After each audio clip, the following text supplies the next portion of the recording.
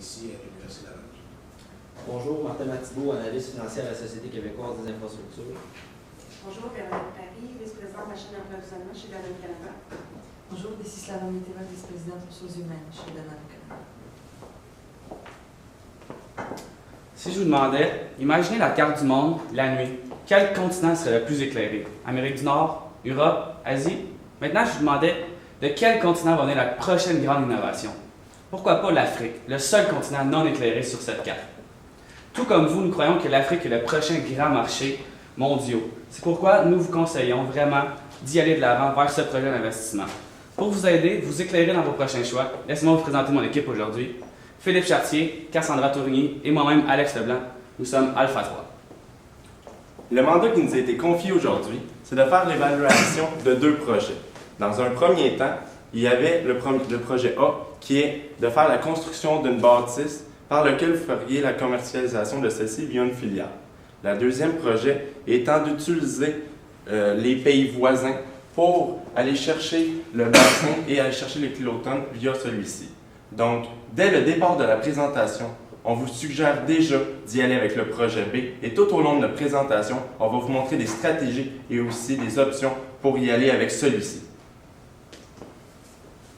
Donc, pour débuter, on va y aller avec notre plan de présentation. On va dresser la situation actuelle brièvement du groupe Danone. On va y aller avec une conjoncture économique puisqu'on y va dans un pays émergent à l'international, c'est vraiment important. On va faire le noyau du sujet, l'évaluation du projet A et du projet B avec la vanne, la rentabilité, puis également les risques auxquels on s'expose. On va y aller avec notre comparaison et sur quoi notre décision s'est basée. On va parler bien sûr de financement parce que lorsqu'on parle de projet via le financement, puis on va y aller avec de l'avant avec nos recommandations.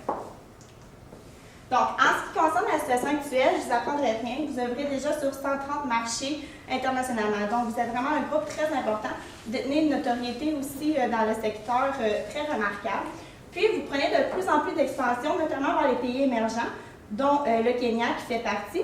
53% de vos ventes proviennent de ces pays-là. Donc, c'est une donnée très importante à prendre en considération. En ce qui concerne vraiment la répartition de vos ventes, 38% proviennent de l'ALMA, soit l'Amérique latine, puis les pays d'Afrique. Donc, c'est quand même une part de marché importante. Seulement 22% proviennent de l'Amérique du Nord, puis le 40% restant proviennent de l'Europe. Quelques faits importants, votre présence en Afrique, depuis 2008 jusqu'à tout début 2015, a fait x6. Donc, c'est quand même assez important. On voit que vous avez tendance à vous retourner vers ces pays-là. Cette année, vous avez une augmentation globale du groupe de Danone en ce qui concerne les ventes de 4,7 %. Puis, on attribue une forte pondération à l'augmentation des ventes qui s'est produite dans le groupe ALMA, puisque ces ventes ont augmenté de 7,4 % en 2014. Maintenant, c'est sûr que vous allez faire des grands investissements dans dans un pays en fait qui n'est pas très connu de beaucoup de monde. Donc, il est sûr que la conjoncture économique mondiale, la conjoncture économique de ce pays-là, va venir impacter les décisions que vous allez prendre. Donc, si on fait un petit survol, c'est sûr que c'est un pays qui est émergent. Donc, on voit beaucoup de potentiel dans ce pays-là, comme vous. De plus, c'est un pays où la population est très jeune. C'est donc dire qu'on peut fidéliser les clients déjà dès le très bas âge, excusez-moi. Et par la suite, ça va être un client qui va revenir. Donc, ça va être un potentiel pour vous d'aller chercher vraiment la population plus jeune. C'est aussi une population qui est croissante. On parle quand même de 10 % d'augmentation par année, selon les statistiques qu'on a reçues. Donc, c'est quand même un pays qui ne cesse en fait de croître. Donc, on a quand même une population de 44 millions d'habitants présentement. Donc, on peut voir un réel potentiel pour les ventes dans le futur. Et finalement, c'est un pays qui est en phase d'industrialisation quand même avancée, mais qui est encore en phase d'industrialisation. C'est donc dire que les revenus vont être un petit peu plus élevés puisqu'il y a plus d'industries qui commencent à s'installer là-bas. Donc, les gens vont avoir beaucoup plus de revenus pour commencer à acheter plus de produits de luxe et faire plus attention à leur santé en dépensant peut-être le petit montant supplémentaire pour aller chercher le produit Danone qui, comme on sait, est vraiment le bien-être de la personne, en fait, et le centre de la stratégie de Danone. Donc maintenant, on va parler du projet A, soit la construction de l'usine, en fait, en territoire kényan. Donc ça, il va premièrement. Il y a plusieurs hypothèses qui ont été émises. Premièrement, c'est sûr qu'un kilotonne, on a estimé que ça valait peut-être 1 million de kilogrammes, en fait, pour tout ce qui est l'estimation des lignes de production nécessaires et les investissements reliés à ces lignes d'investissement-là. Donc si on commence, c'est sûr que c'est une population, comme on a dit, qui allait croître de 10 % par année, donc passant de 44 millions à aller jusqu'à 70 millions en 2020.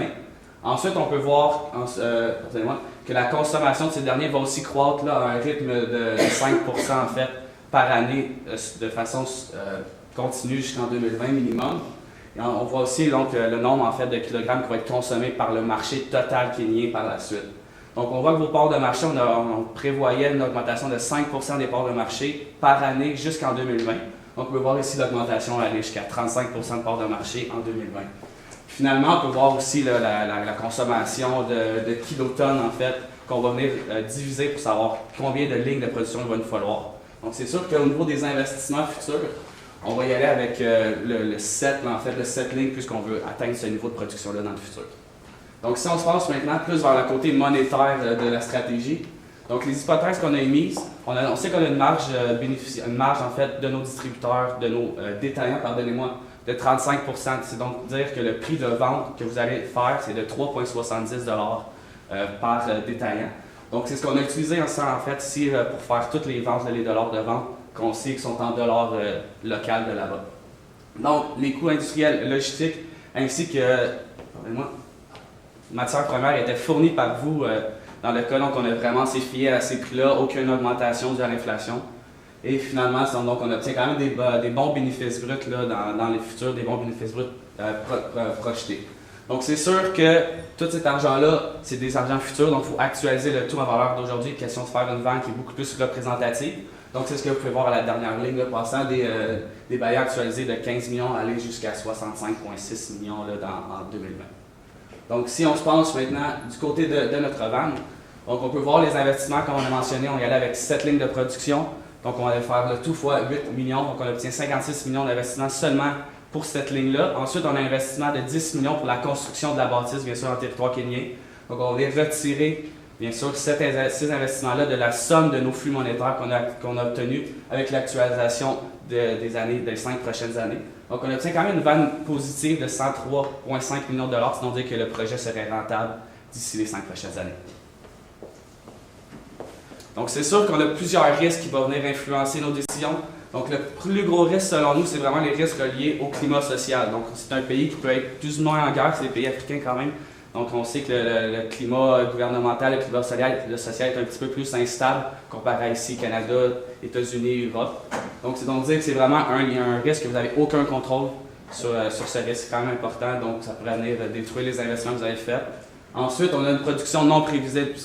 C'est un pays qui est en phase d'industrialisation quand même précaire. Donc, on sait que les investissements, les infrastructures pour fournir cette électricité, cette demande d'électricité qui ne cesse de croître, sont peut-être pas les meilleurs, donc on peut avoir des pannes récurrentes d'ici et là qui pourraient venir interrompre notre production. Donc ça pourrait être un petit peu plus dur à ce niveau-là pour prévenir en fait la production future. Et finalement, c'est un nouveau marché, c'est des connaissances qui sont peut-être pas acquises principalement par vous présentement. Donc ce qu'on veut faire parfois, en fait, l'analogie qu'on peut faire, c'est un peu Target quand ils sont introduits au Canada. Donc on veut pas que vous fassiez des investissements finalement que ça s'avère pas bon parce que vous n'avez pas les connaissances nécessaires. Donc c'est quand même un risque qui peut être pas vraiment de votre ressort en fait. Là. Donc c'est 3 risques que nous pensons être les plus grands pour vous.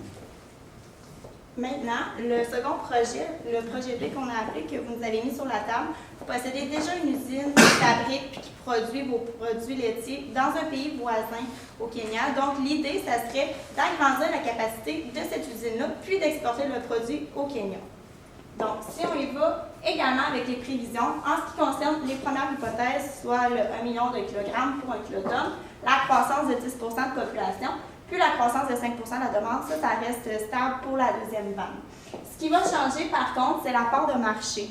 Comme on l'a vu précédemment, le marché vient atteindre 35 % en 2020. Par contre, ici, vous croyez être en mesure d'aller chercher une moins grande part de marché dû au fait que les Kenyans aiment bien les achats locaux, que les entreprises s'investissent puis achètent locaux. Donc, c'est une augmentation qui passe de 10 à 25 % d'ici 2020. Donc, on a une différence de 10 % pour les parts de marché, ce qui vient jouer, bien entendu, sur nos ventes en kilogrammes, en kilotonnes.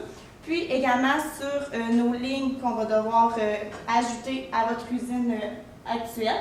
Donc, ce qui fait qu'on aurait un besoin de lignes qui croît de 2 à 5 d'ici 2020. Donc, comme Alex l'a mentionné avec le projet A, c'était la même idée, puisqu'on tend vers la cible de 2020, on va y aller vraiment tout de suite avec la construction des 5 lignes supplémentaires. En ce qui concerne les autres prévisions, on avait des hypothèses différentes, notamment le prix de vente qui est de 3,37 $. Pourquoi? Parce qu'on a une marge pour donner aux détaillants de 35 %. Puis également, l'exportation va nécessiter l'embauche d'un distributeur dans le pays kenyan. Donc, on a une marge de 10 % également qu'il faut lui accorder. Puis également, on a conservé l'augmentation de 3 % par année du prix. Donc, si on calcule en fonction des kilos qu'on a déterminés tantôt, puis le nouveau prix de vente, on arrive avec un bénéfice brut de 2016 qui va passer de approximativement 23 millions, puis qui va grimper jusqu'à 108 millions. Donc, c'est des bénéfices bruts qui sont assez importants. De cela, on enlève le salaire. Alex Aubier l'a mentionné précédemment, mais on engage 300 employés d'ici 3 ans pour le prochain, mais le nouveau projet en incite seulement 50. Donc, c'est sûr que ça vient réduire pas mal les coûts. Puis, les frais de vente sont réduits de 3 %, ce qui nous fait des bailleurs de 13 millions jusqu'à 82 millions actualisés. Ça nous fait des flux monétaires de 12 millions jusqu'à 41 millions d'ici les 5 prochaines années. Pour ce qui est de l'investissement, on a parlé de 5 lignes, puis les coûts sont réduits. Au lieu d'un 8 millions par ligne, on parle d'un 4 millions, donc on parle d'un investissement initial de 20 millions. On avait des flux monétaires de 126 millions qu'on vient réduire, ça nous fait une vente positive de 106 millions. Il est important de mentionner que le CMPC qu'on a utilisé est de l'ordre de 15 %. Puis le 106 millions, ça ne veut pas dire que vous allez avoir 106 millions dans vos poches avec le projet, ça veut dire que vous êtes certain d'atteindre le taux de rendement de 15 % que vous nous avez demandé. On a défini 3 risques associés au projet. Dans un premier temps, il y a le danger sanitaire. Donc, c'est bien important de garder une bonne salubrité à l'intérieur de votre usine. Donc, ça va être des conditions qu'il va falloir respecter. On sait qu'au Canada, il y a plusieurs règles associées aux produits laitiers. Il va falloir s'assurer de les maintenir à l'intérieur de l'usine, qui soit un pays voisin du Kenya. Dans un deuxième temps, il y a les barrières à l'entrée. Comme on le sait, en faisant venir les produits au Kenya via un autre pays, il va falloir passer à travers les douanes. Donc à ce moment-là, il va falloir regarder l'ensemble de la légalisation associée à ça, dû au fait qu'on va justement transporter du matériel d'un pays à l'autre. Donc on va s'assurer aussi que les produits soient à temps et qu'on ne soit pas bloqué à cause de cela. Et dernièrement, l'approvisionnement. Donc, c'est bien important que les produits se rendent au commerce pour pouvoir faire la vente de ces produits. Donc, comme on sait, avec les produits, les aspects légaux, il va falloir bien englober le tout, mettre peut-être même un avocat sur ça, s'assurer que les produits se rendent et qu'on puisse les vendre, sinon on perd des ventes, ce qui n'est pas considérable. Maintenant, on va faire une comparaison entre le produit A et le produit B. Donc, dans un premier temps, on a regardé le délai de récupération à l'intérieur des deux ventes. Dans le projet B, on peut voir que le délai de récupération est de moins de 2 ans, tandis que dans le projet A, celui-ci se situe entre 2 et 3. Donc, on peut voir que le projet B, de ce côté, est plus favorable.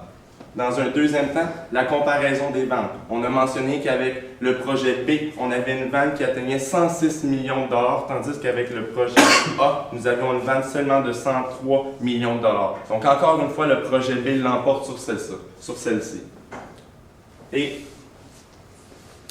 aussi, vient avec des investissements de 20 millions de dollars. C'est bien important de présenter un plan de financement pour soutenir celle-ci.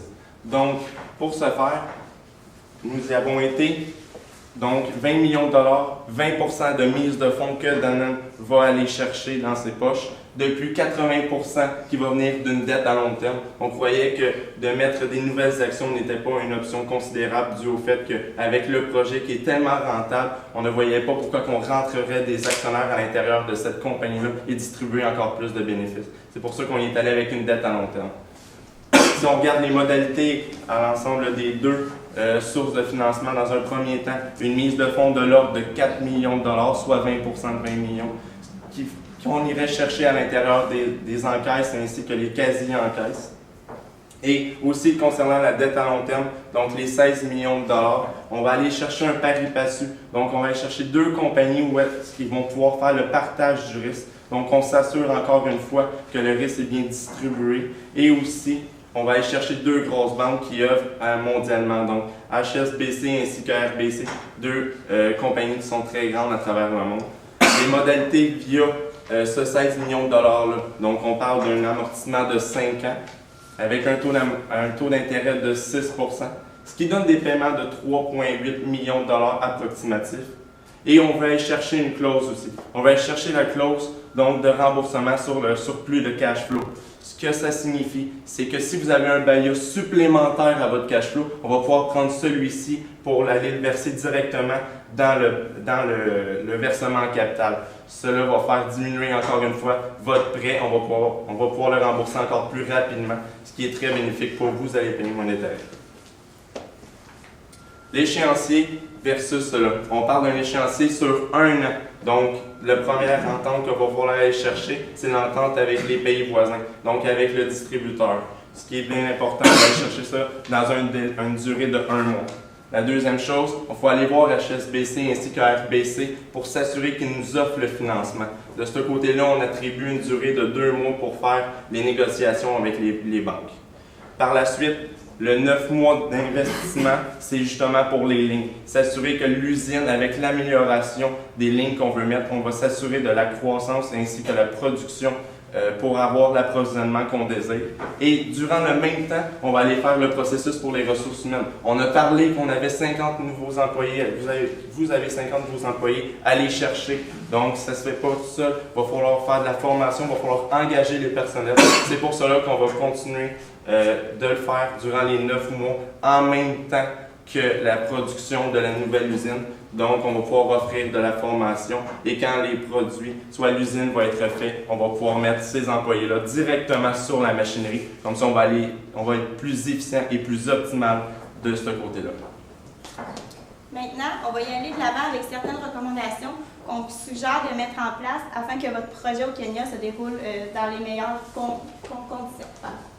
Premièrement, on va y aller de l'avant avec une étude de marché. C'est bien important avant d'entrer dans un nouveau territoire. Il faut savoir si le marché est disponible, s'il est saturé.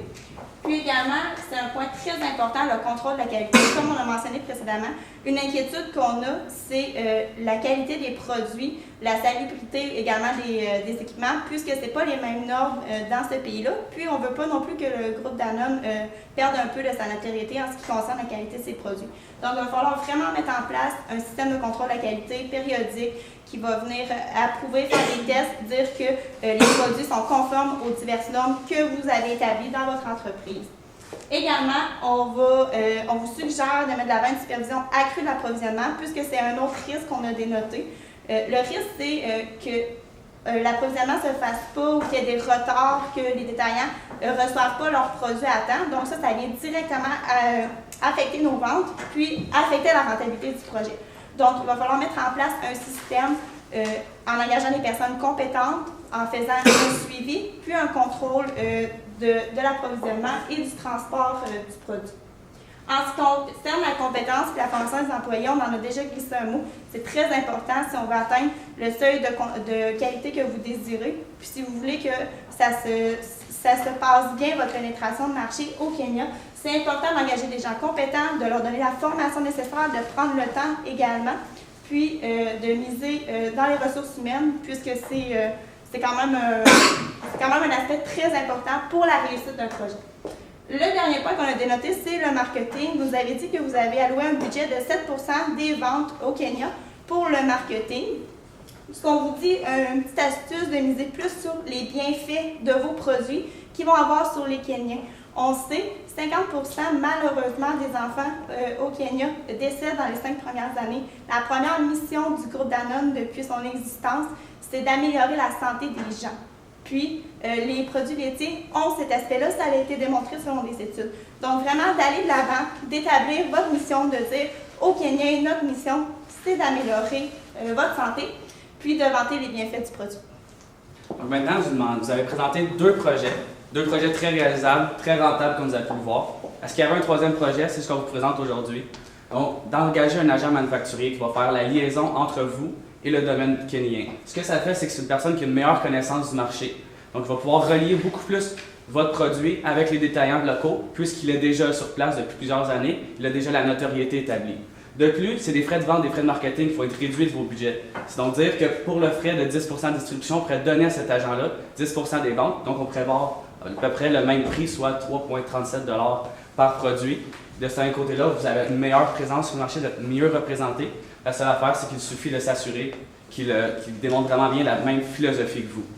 Donc, en conclusion, aujourd'hui, on vous a monté un projet Le projet A et le projet B. Le projet B qui était beaucoup plus rentable avec une vente supérieure au projet A.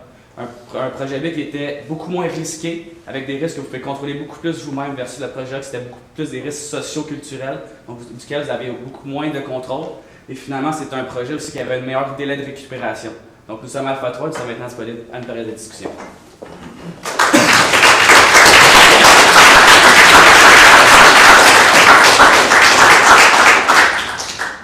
Merci beaucoup, Alex, Philippe et Cassandra. Bon travail. Donc là, vous êtes. Quand on regarde les chiffres, on a l'impression que vous avez fait des calculs. Qu'est-ce qui fait que. Qu'est-ce qui met si coûteux? Qu'est-ce qui met. C'est quoi la dépense qui fait en sorte qu'à l'intérieur de 5 ans, ou est-ce qu'il y a 2 dépenses en particulier qui font en sorte qu'à l'intérieur de 5 ans, B soit, que A soit inférieur à B? Ben, je pense que B, c'est sûr que vous dépendez. Il y a quand même beaucoup de dépenses au niveau distribution, si on veut. Par contre, il y a beaucoup moins de dépenses avec les frais de vente. Donc, les frais de présentation sont un petit peu moindres. Les investissements sont moindres aussi. C'est ce qui fait que la vente est un petit peu plus supérieure. Donc, si on pense que c'est des coûts, là, donc les coûts de marketing que vous sauvez, les coûts de production aussi que vous sauvez, vont venir diminuer selon nous. En fait, c'est pour ça que le projet B va être plus rentable d'ici 5 ans. Que vous avez proposé une solution de financement spécifique là, au projet. À ce moment-là, est-ce que c'est toujours approprié d'analyser le projet avec un taux de rendement interne de 15%? Bien, concernant le financement, c'est sûr que pour l'instant, on a utilisé un CMPC que vous nous avez donné de 15%. Par contre, on avait pu faire une analyse de sensibilité pour faire varier ce taux-là. On avait pu voir aussi par la suite qu'est-ce que ça a rapporté sur les ventes. Mais on croit que le financement, on est allé avec 20 millions dû au fait que c'était les investissements initiaux. Au niveau, vous avez utilisé un horizon d'analyse de 5 ans.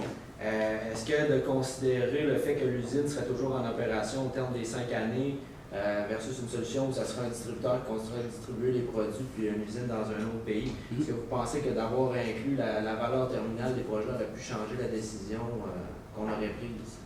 Oui, c'est sûr que si on serait allé avec le taux de croissance de 3 on pourrait dire à perpétuité jusqu'à la fin du projet qu'on ne connaît pas la fin. C'est sûr que ça aurait pu, oui, avoir un impact dans la décision, mais on s'est vraiment basé sur l'investissement sur 5 ans pour fin comparatif également. OK. Puis sur quelle base vous nous recommandez de seulement considérer un horizon de 5 ans? Bon, comme on l'a vu avec un délai de récupération dans moins de 2 ans avec le projet B, à ce moment-là, c'est sûr qu'on peut y aller avec le 5 ans sans problème là, de ce côté-là. J'aimerais qu'on reparle des risques que vous avez considérés pour le projet A et le projet B. Dans le projet A, c'était mis aucun risque au niveau de la sécurité alimentaire. Tandis que dans le projet B, vous avez mis un danger sanitaire dans une production ou dans une usine qui est déjà en opération. Pouvez-vous l'expliquer pourquoi? C'est sûr que de la manière qu'on l'avait vu, c'était vraiment un distributeur externe à Danone qui allait opérer au niveau du projet B. C'est pourquoi il fallait vraiment mettre des barrières, des contrôles, si on veut, supplémentaires. Donc, tandis que le projet, c'était vraiment Danone qui allait opérer au Kenya par vous-même. Donc, de cette façon-là, vous allez avoir un meilleur contrôle sur la salubrité, l'hygiène en dedans de l'usine.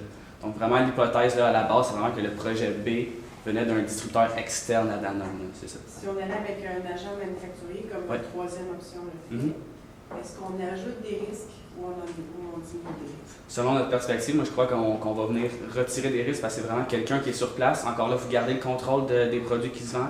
Lui, c'est vraiment juste un intermédiaire entre vous et le marché, et le fabricant, entre vous et le détaillant. Donc, de ce côté-là, vous contrôlez vraiment tout ce qui est production, si on veut, logistique. Donc, d'envoyer le produit au Kenya, c'est vraiment sous votre contrôle. Donc, je ne crois pas qu'il y ait de risque associé supplémentaire à ce niveau-là. Donc, c'est un distributeur et non pas un agent manufacturier. Ben, en fait, lui, il n'y a aucun stocking. Il fait vraiment juste envoyer la commande dans vos bureaux. Il se prend une cotisation, si on veut, de 10 %, donc les mêmes frais de distribution que vous avez appliqués au niveau du projet B. Donc, il va être redistribué en termes de commission. Donc, il n'y a aucun. Selon moi, un distributeur, c'est quelqu'un qui va stocker le stock, là, la marchandise, si on veut. Donc, lui, il fait vraiment juste faire le lien entre vous, le détail.